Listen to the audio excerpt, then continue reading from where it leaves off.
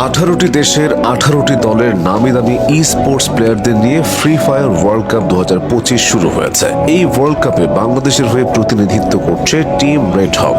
Red হক মূলত Bangladesh region থেকেই নির্বাচিত হয়েছে এবং হট ট্রাপস, হট এম, টুমলিনে এই দলগুলোকে হারিয়ে নকআউট স্টেজ অতিক্রম করে মূল টুর্নামেন্টে অংশ নিয়েছিল তারা। কিন্তু প্রথম দিনের খেলা শেষে আরএইচকে এর স্কোরশিট বলছে 6টি ম্যাচে 32 পয়েন্ট নিয়ে তারা রয়েছে একাদশ অবস্থানে। এটা হয়তো শুনতে তেমন খারাপ নয়, কিন্তু যেভাবে পারফর্ম করা উচিত ছিল সেটি হয়নি, এটা স্বীকার করতেই হচ্ছে।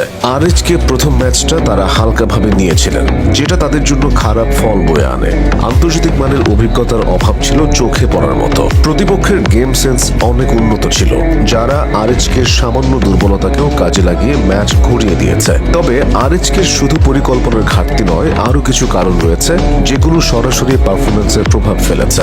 ভেন্যুর পরিবেশ ছিল 16 ডিগ্রি সেলসিয়াস তাপমাত্রায়। বাংলাদেশের খেলোয়াড়েরা সাধারণত 28 থেকে 30 ডিগ্রির মতো গরম পরিবেশে অভ্যস্ত। হঠাৎ করে এমন ঠান্ডায় খেলতে গিয়ে শরীরের স্বাভাবিক রেসপন্সের সমস্যা হয়, হাত পা জমে যাওয়ার মতো পরিস্থিতি তৈরি হয়, যার ফলে রিফ্লেক্স কমে যায়, গেমের প্রতি মনোযোগে আসে ছন্দপতন।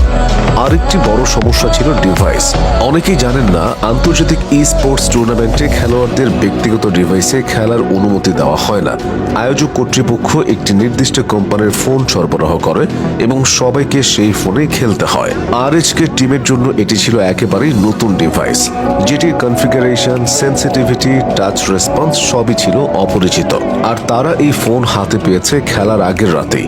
মাত্র কয়েক ঘন্টার মধ্যে ডিভাইস বুঝে ওঠা, সেটিংস করা এবং খেলার জন্য তৈরি হওয়া, এটা কোনোভাবেই বাস্তবসম্মত ছিল না। এই জায়গায় আরএইচকের সাথে সবচেয়ে বড় পার্থক্যটা তৈরি হয় উন্নত দেশের টিমগুলোর সাথে।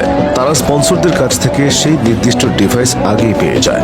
সপ্তাহখানেক প্র্যাকটিস করে তারা নতুন ফোনে নিজেদের মানিয়ে নেয়, সেটিংস ঠিক করে, যেখানে আরএইচকে প্লেয়ারদের হাতে ছিল মাত্র একটি রাত। তবে আরএইচকে এখনো আশাবাদী। 18 জুলাইয়ের ম্যাচের আগে কিছুটা সময় হাতে রয়েছে, সে সময়টা কাজে লাগিয়ে তারা ঘুরে দাঁড়ানোর সর্বোচ্চ চেষ্টা করবে জানায়। পরিকল্পনায় পরিবর্তন আসবে, ভুলগুলো শুধরানো হবে, আর সবচেয়ে বড় জিনিস, তাদের আত্মবিশ্বাস এখনো হারায়নি, কারণ তারা বিশ্বাস করে সঠিক প্রস্তুতি ও সহযোগিতা যদি পায়, আরএইচকে টিমও বাজিমাত করবে। শেষ কথা বলতে হয়, এই টুর্নামেন্ট হয়তো আরএইচকের জন্য কাঙ্ক্ষিত ফল বয়ে আনেনি, কিন্তু এটা ছিল বড় মঞ্চে শেখার প্রথম ধাপ। তারা দেশকে প্রতিনিধিত্ব করেছে, সাহস করে মাঠে নেমেছে এবং নিজেদের অভিজ্ঞতাকে সমৃদ্ধ করেছে। ভবিষ্যতে যেন এই অভিজ্ঞতা পরিণত হয় বিজয়ে, সেটাই প্রত্যাশা।